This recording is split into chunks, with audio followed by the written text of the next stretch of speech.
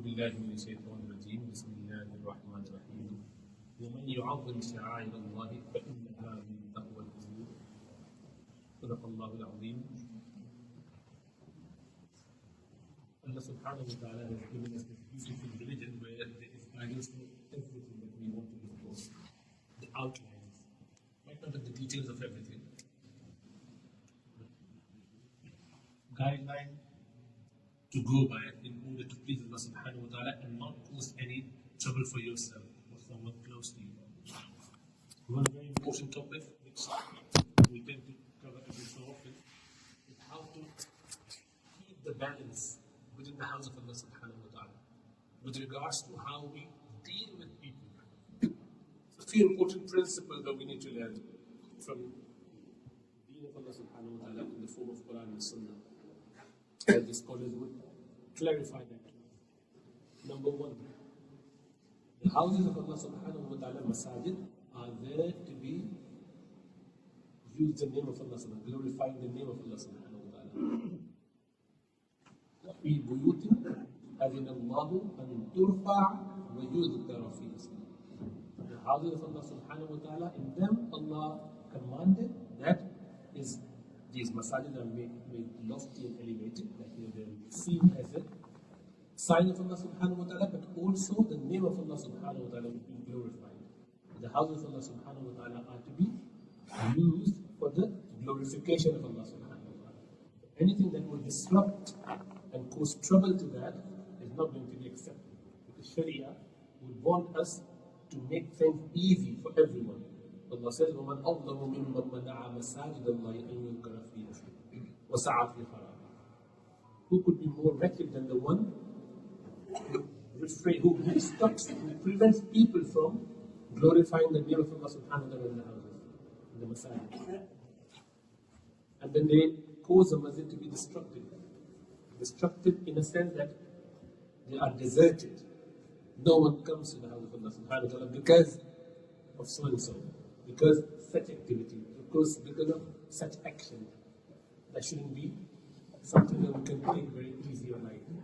Now when it comes to the house of Allah subhanahu wa ta'ala, things that would distract us, we know them. Having phone with loud musical sound as alarm or as telephone call while Jama'ah is happening and your phone goes off. You of course inadvertently, yes, but you still did it because people to get disconnected from Allah subhanahu wa ta'ala. So you're preventing the remembrance of Allah. You come to the house of Allah subhanahu wa ta'ala in so unclean clothes and your body is stinking to the point that people cannot stand next to you. You know, there's a mas'ala about this. If you emit quite foul smell due to a stomach condition, intestinal condition, it's called Crohn's disease or something similar, where you have a lot of pus inside the intestines. When you breathe in and out, all that pussy stuff comes out of your mouth through the breath. That is very pungent. That is very, very unbearable. So the fuqaha say someone who has that condition is not permissible. It is not permissible for him to come to the house of Allah. He is not permitted to come to the house of Allah. He can't come. It's not that he is okay to pray at home. No. He comes to the masjid, he is committing sin by coming to the house of Allah. He is the only one who is barred from coming to the house of Allah. Why? Because he is going to cause offense to the people around him. And people will be actually holding their nose rather than concentrating with Allah subhanahu wa ta'ala. We are stopping people now.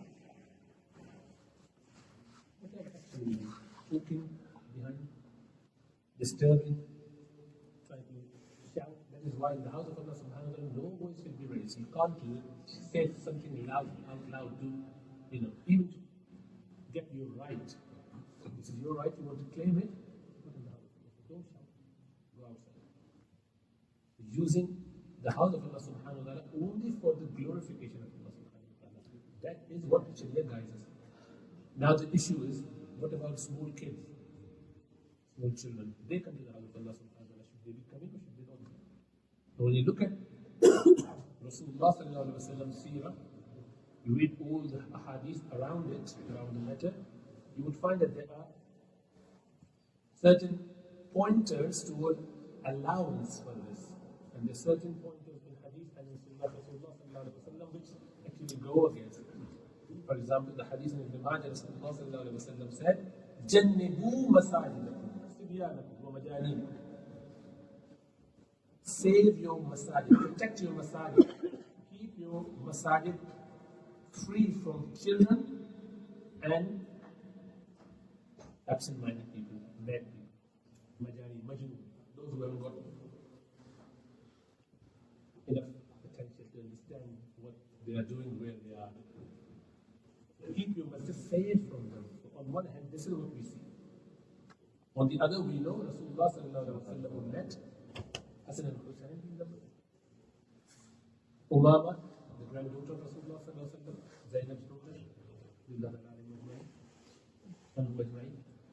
she would come and actually be on the back of Rasulullah sallallahu alaihi wasallam while he is reading prayer. It's okay. And then Rasulullah sallallahu alaihi wasallam said, every so often, I would like to extend my prayer, and then I hear the sound, the noise of a crying baby. I shorten my prayer because the mum's heart must be towards the kid, thinking, what happened to my baby? Why the baby's crying? That small baby would cry in the house of Allah subhanahu wa ta'ala was around, was there. So there must be a balance in between. This is what the norm is. Our Sharia is always in balance. It is not haram and it is not completely permissible. It is in between. Means in certain situations it would be haram to bring the kid in the house of Allah subhanahu wa ta'ala. Those children who do not respect or who do not understand the value of masjid, even if they are slightly older, if they don't understand and they can soil the masjid, they can defecate in the masjid, they can urinate in the masjid, that child is not supposed to come to the house of Allah subhanahu wa ta'ala, no matter how old he is. So you don't bring those kids who do not understand, and they come and pee. You say, oh, they've got their nappies on these days. Yeah, but you need to make sure you've checked it. And sometimes already full. All it needs is a few extra drops and it's out. It happened here a lot of times. We've seen in this masjid, slightly older kids have done that, which means that they're not ready to come to the house of Allah because they do not understand the value of the house of Allah subhanahu wa ta'ala. They can't keep it clean. Train them, teach them, make sure that they are mature enough to know the value of the house of Allah. They are not going to be sinful, you will, as parents. Okay, so that's a very important point to learn. The kids, if they do not know that they can control themselves, if you do not know that they can control themselves, don't bring them to the house. However old they are. It's not the age cutoff, it's the sense, intelligence. Some small kids can come. Hassan can come because they're, even at a very young age, very intelligent and sensible people. They will be young boys, but completely mature and sensible. Yes, can come to the house of Allah. And you know your children. Even within your own children, you know some you can't trust. In the house, to give a cup of the empty coffee, even of coffee or tea, which is empty now, you finish it, put it in the kitchen. He's 7-year-old, and you don't take it, you take it, my daughter. Because you know he's going to drop it. You don't trust him for this, and you trust him for the house of Allah subhanahu wa ta'ala. No, you don't, because you don't respect the house of Allah subhanahu wa ta'ala. That's why you don't take it into consideration. It's not that we don't understand, we know. You don't let that boy who you bring into the house of Allah subhanahu wa ta'ala come to your house, in your house where something very precious is kept. He tries to come close. Can I take this bowl and put on the table the plates? No, not you. Let him do it. Your older brother or someone else. Why? Because you know him very well. You know he can't do it. You can't trust him for even that simple little thing. You bring them as true in the house of Allah subhanahu wa ta'ala, thinking that that's not this problem, let them sort it out. I will just not tell them whose son is that, I will just run away. That's very bad attitude towards the house of Allah subhanahu wa ta'ala, because we don't value the house, we don't think it's our place. It's committee's problem, it's Imam's problem. So why should I be bothered about that? And that is why you will not find people thinking about keeping the masjid clean. You find a small piece of paper there, you keep walking from around that area, would never pick that up and put in the bin because you don't think that's my problem, that's someone else's problem. You're deprived of all the barakah that you could have had to be clean the house of Allah subhanahu wa ta'ala. So our attitude is to be changed.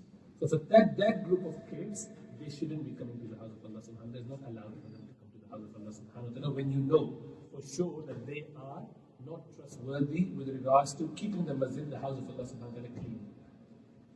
And you can send them or bring them to the house of Allah subhanahu wa ta'ala with even food stuff. They've got chocolate in their pocket, they've got crisp here, they take it out and keep munching. Shouldn't be doing that. That sort of group that we need to train them, inshallah, and then they would learn and come back, inshallah. The other group is the kids who are very clever, very sensible. They could be even 3 or 4, yet very, very sensible. They're very decent. They come and sit there. And I know for 2.5-year-old baby would spend whole of his time during Ramadan and Taraweeh sitting, not in this masjid, in Red Bridge Masjid, sitting there. Throughout Taraweeh, he would just sit there and keep looking at him. At times, feeling a bit sleepy because dad is leading the Taraweeh and he is just like this. Wouldn't make a noise. That 2.5-year-old definitely can come and sit here actually. Not a problem. He knows where he is, he will behave normally. So anyone who is that sensible, alhamdulillah, why not? Mature, sensible person can come to the house of Allah subhanahu wa ta'ala. So unfortunately, since we are not mature enough as adults, we can't let you decide on what to do, unfortunately. And that's a very shameful thing. So they say, 5-year onwards. 5-year-old could be very, very sensible, could be very, very silly. But it's not his fault. It's the parent's responsibility to ascertain what is the level of their children. So that's very important. You decide about your children whether they should come to the house of Allah subhanahu wa ta'ala. Now, regardless of whatever happens, the children might be unruly, disruptive. They would do this with a game. That as long as they are aware of the value of masjid, and they tend to forget. Look at their kids. They start running here and there every so often. Now that is another group of children who are like in the middle somewhere. They're sensible to not spoil the house of Allah subhanahu wa ta'ala, yet they're not mature enough to remember all the time that I shouldn't be shouting, playing, running around in the house of Allah subhanahu wa ta'ala. Again, this group of kids should be brought to the house of Allah subhanahu wa ta'ala so that they can learn to improve their situation. Otherwise, they would never know what to do. They come and they learn slowly. They need to be brought to the house of Allah subhanahu wa ta'ala. And that's the group which we need to be showing a lot of concern and remorse for, du'as for, empathy for, sympathy for, compassion for. Why? Because that's our future. You need to make sure that they understand with your gentleness. They get connected to the house of Allah subhanahu wa ta'ala. So many a time you would find they'll be making noise here and there, and one elder would look at that boy like this, he gets scared, or he would just ignore. If he ignores you, it's bad for him. Very bad for him. Because if he ignores, he hasn't got that respect for elders. And that's not what we want. We want children to respect. You lost your respect because you said something which wasn't appropriate at that time. You do not do that. And I can put it to you, you have your own grandson, your child, and someone else look at that like this. I want to know how would you feel. Most of you would not like it. Most of you would actually go and ask them what's the problem. Even in a nicer way, would you still want to know? You would not let it pass. Would you? So how could you do the same for someone else's kid? And especially when they're so small that Sharia does not apply to them. Especially when you come to a certain age and you are used to of dealing with things in one particular way. But that individual to then see a complete change, because we see a lot more kids coming to the house of Allah subhanahu wa ta'ala.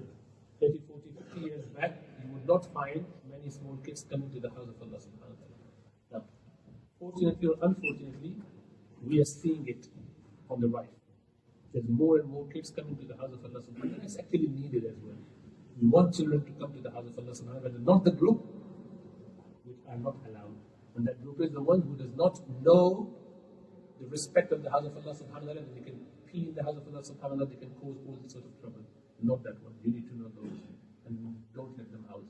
Don't let them near the house of Allah subhanahu wa ta'ala. But the one mature enough, sensible. If you let these two kids to start talking to each other, they will start talking and they start making noise. And then perhaps in the next few minutes, when nobody stops them, people keep walking past them, they will start running as well. Because they are kids. This is what they do. This is what they should do. That's normal for them. And what you do as adults, every so often you keep walking past them and in a nice way, don't talk in the house of Allah. And they will do so. They will listen to you. Slowly and slowly, you come to a good term with them. And these kids would realize all these old uncles in the masjid, all these committee members in the house of Allah subhanahu wa ta'ala, they start respecting you, Imam Sahib, because they know the Imam is looking at me, I should stay quiet. If they are talking, this third one who said, Imam Sahib is looking at you, Harisa is looking at you, and those are. That's it, that's what you want. You want them to just come and learn and improve slowly and slowly.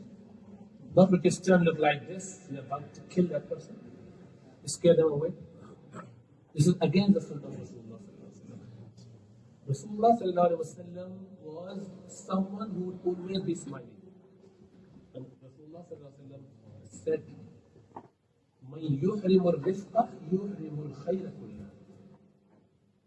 Whoever has been deprived of the mercy, compassion, care for others, he is deprived of everything. He hasn't got any goodness in him. If you think that you're very firm, hardcore, strict, your face is always like this, you can't smile, you haven't got any muscles there to just contract to give you a smiley face, then you are deprived of all the khair. Rasulullah said, when يُحْرِمُ الْخَيْرَ كُلَّهُ, all the goodness is gone. You can tell the small kid if they keep making the same mistake in a nicer way, but in a nice, smiling face. And the smile says, don't do that. How are we supposed to do it? Now again. That is enough. They know that you are saying that with authority, yet with concern. And this is something which we are lacking as Muslims. We are lacking that compassion for our fellow Muslims, fellow human beings. You get very agitated very quick, like this. Haven't got any patience at all. Rasulullah's compassion was such that he would make dua even for disbelievers. He would spend his night standing and sometimes in sajda, whole night in sajda, 2 hours in sajda, making dua, Ya Allah, in tu'adhibhum fa innahum ibaduk, taghfir lahum fa innaka antal aziz. Allah forgive them. Allahumma hdi qawmi illa Allahumma ighfir lahum. He, to the point Allah subhanahu wa ta'ala says, O Prophet, perhaps you are going to kill yourself for the concern of you. لَعَلَّكَ بَاخِعٌ نَفْسَكَ أَلَّا يَكُونُوا مُؤْمِنِينَ. SubhanAllah. You may cause yourself harm because you are so concerned about these people who are not accepting the deen of Allah subhanahu wa ta'ala. They are the enemies of Allah subhanahu wa ta'ala. And yet, Rasulullah sallallahu alayhi wa sallam is showing his compassion for them. How much compassion he would have for his Sahaba, he will stories. This particular Sahabi, he had this habit of drinking and then he couldn't stop, unfortunately. He did it 2 or 3 times, reminded and reminded a few times, and finally he decided that he would be flogged. While he was being flogged, someone said, May Allah's curse be upon him. Don't say it. Please don't say it. He is so hurtful with this word of his, this particular Sahabi. He said, don't say it. Wallahi, he loves Allah and His Messenger. So someone is cursing a man who has committed a major sin by drinking and is being punished by Rasulullah sallallahu alaihi wasallam. And yet, when someone said a word against him, don't say it. Compassion was still there. Love, care, compassion. That is for someone who is being punished. Adult. How much compassion you think Rasulullah sallallahu alaihi wasallam would expect us to have for small kids? Especially for our elderly, friends and brothers. Have that little bit of compassion, especially for everyone, for the kids, for children, because this is our future. If they run away from the house of Allah subhanahu wa ta'ala, you do not think that you are not responsible, you will be. If your bad looks and your bad attitude and you're shouting and you're moaning, you're complaining, your other things, cause these kids to leave the house of Allah subhanahu wa ta'ala and never return, you will be accountable. And I can tell you that they're not going to come back to you to allow you to ask for forgiveness from them in this world. And what's done is done. Damage is done. They're gone. You don't know. And I can tell you many stories on this because we've been teaching adults. And some of those adults, there was one particular one, so I asked them, after 2-3 weeks, I said there will be assessment on next Monday in Redbridge Masjid. This is about a 40-year-old man. He came. He'd been coming for the last 4 or 5 weeks and sitting quietly at the back. This is the first time I asked him, you see what's, do you want to just read something? Just a few lines from Quran. He looked at me and he opened the Quran, he started shaking like that, and he started crying. I was like, my goodness, what did I do? And, you just don't know someone, what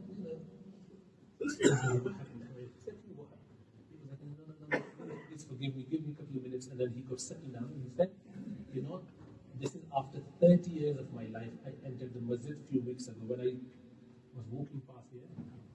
And then you were doing the class, so I sat there. And you know what? After 30 years, I opened the Quran a few weeks ago, I started getting connected to it. And then he said, when I was 10-year-old, I used to come to the masjid, not this masjid, somewhere else, and I was beaten up so brutally that I decided I would never come to the house of Allah subhanahu wa ta'ala. When you ask me to read, I can record all of that. I'm actually feeling that if I make any mistake, what would happen to me? I know you're not going to tell me off, but I feel that I perhaps would make mistakes. You can make anything, but in fact, don't do it. But just like it, you don't have to. But he mashallah learned and slowly improved. And it literally killed me to think that someone could stay away from Quran and masjid because someone has been that rude to them. You don't see the value of that because you don't come across those people. We do counseling, so we know. And when they mention all of that, I don't want to come to this house of Allah subhanahu wa ta'ala. Why? Because there's people always look at you in funny way. You shouldn't be bothered about that. It doesn't feel nice. You're coming and people looking at you because you haven't got proper beard, or you haven't got beard, or you've got like a tight shirt, so you can come here and everyone is looking at you. One said that my phone rang and then literally everyone reviewed me after that, so I thought there's no point coming to the house of Allah. I'm not welcome here. You don't understand. You don't understand the ayat of Allah subhanahu wa ta'ala. Allah subhanahu wa ta'ala says, مَا يَلْفِظُ مِنْ قَوْلٍ إِلَّا لَدَيْهِ رَقِيبٌ عَتِيدٌ. One such word, as the angel will just note it down, it costs you a lot, costs you a lot. A lot of trouble. So make sure we behave. So the summary is this. Small kids, they are allowed to come to the house of Allah subhanahu wa ta'ala, provided they are mature enough and sensible enough to know that they do not soil the house of Allah. So they can go to the toilet if need be, not soiling the masjid. If you know that they are not trained yet, they are in nappy, they shouldn't be coming to the house of Allah. It's actually not considered allowed. It's not permissible for them. Okay? Even if you know they would nappy or no, because nappies are not trustworthy. You try and wear it and you will know. I'm a doctor, so I can tell you. Our patient, it was leaking from the left side and said, mashallah, these nappies are not as absorbent as you expect. And the kids, you never know. They might have just not emptied it for a few days, for a few hours. But they can do whatever. And they keep drinking water at least. Don't trust that. Once they are nappy trained, inshallah, they can come, provided they are mature. Mature in the sense that they know the respect of how and the surgeon, who are very clever, they can come at whatever age. And the in-betweeners who tend to behave nicely when they are with their parents, but sometimes they can just brush away. The final point on this is a very important point, is even if you bring your children to the house of Allah subhanahu wa ta'ala, telling them and training them, never bring them to the first Susa. Don't do that. Rasulullah sallallahu alaihi wasallam specifically mentioned this. لِيَلِيَنِي مِنْكُمْ أُولُو الْأَحْلَامِ وَالنُّهَى. Let those amongst you who know, who are mature, adult, ahlam, and they are wise, to come next to me in the prayer. We think, oh, since my son came with me earlier on, he deserves to be here.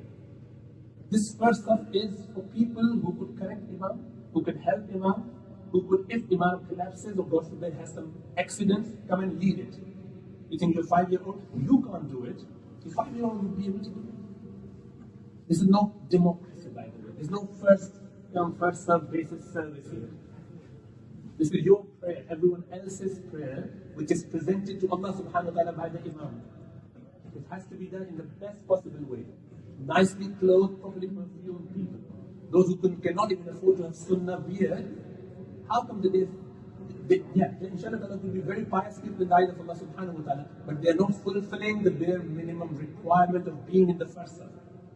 So don't try to do that. Don't try to be crazy about it. It is not at all a right or not right. That's why none of the uncles, none of the old people, they haven't got the right to be in the first serve. But they come early, alhamdulillah. You can come early, but let your kid be on the side. First serve onward. Definitely not here, in the first serve. I see sometimes people do come in and they try to squeeze their son here and there. Not right. They shouldn't be doing that. Assalamu alaikum. As usual, every Friday we have this problem. Allahu Akbar. YDMW registration FG67MYO. Could you please move this car now? Anyway, so the bottom line is, bring the kids when they're mature enough and sensible enough, when they can control themselves, and inshallah, keep them with you behind, on the sides, but not in the middle of the saf ideally, because if they can move here and there, and then the saf, they just break the saf. Rasulullah was very particular about keeping the stuff straight and also keeping them without any gaps. So if you have a small son who just can sneak out, have a bit of walkabout, that's not the one you want to keep the stuff. Let them be on the side, so at least the stuff within the center. Because you are allowed to do whatever with your prayer, but you cannot cause trouble to others for their prayer. Why are you spoiling everyone else's prayer? So make sure that we behave. I know this over sense of this my right and this concept, which we'll talk about some other time. May Allah give us learn the basics of deen. This is a very simple, basic thing. Our elders never needed